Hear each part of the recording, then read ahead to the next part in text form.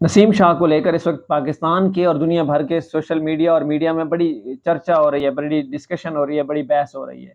आपको याद रहे कि नसीम शाह इंजरी के बायस वर्ल्ड कप टीम से बाहर हो गए थे।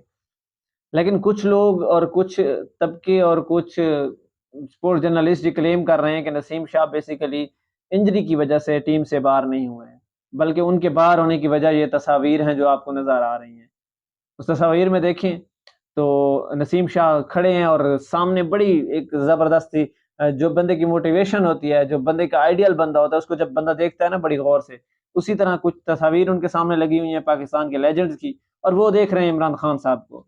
ये तस्वीर पिछले दिनों अपलोड हुई उनके ट्विटर हैंडल पे, और फिर हमने देखा कि उनको इंजरी का सामना करना पड़ा और उस इंजरी की वजह से उनको वर्ल्ड कप से बाहर कर दिया गया। फिर एक तस्वीर और भी गर्दिश कर रही है कि नसीम शाह किसी से कॉल पे बात कर रहे हैं, जो आप देख रहे हैं, और नसीम शाह के मोबाइल के कवर के पीछे इमरान खान साहब की तस्वीर लगी हुई हैं।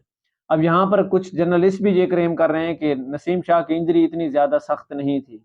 अगर उस पर काम किया जाता तो वर्ल्ड कप के लिए अवेलेबल हो सकते थे। लेकिन सबसे बड़ी वजह यही थी कि चूँकि एक तो तस्वीर उन्होंने इमरान खान साहब के हक में अपलोड की, और दूसरी तस्वीर जो कॉल पे बात कर रहे हैं और उनकी मोबाइल के पीछे कवर फ़ोटो जो लगा हुआ है, वो इमरान खान साहब का लगा हुआ है।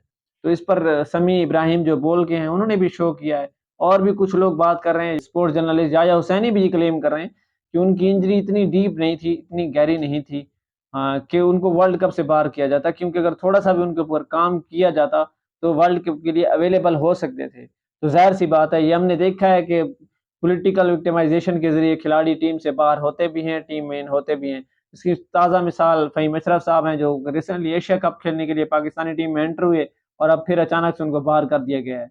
और उससे पहले उमर अकमल साहब की मुलाकात हुई नवाज़ शरीफ से, अब उनकी खबरें गर्दिश कर रही हैं कि उनकी मुलाकात हुई है चेयरमैन साहब से, वो भी एंट्री मारने वाले हैं। तो पॉलिटिकल विक्टिमाइज़ेशन के ज़रिए लोग आते भी हैं और जाते भी हैं।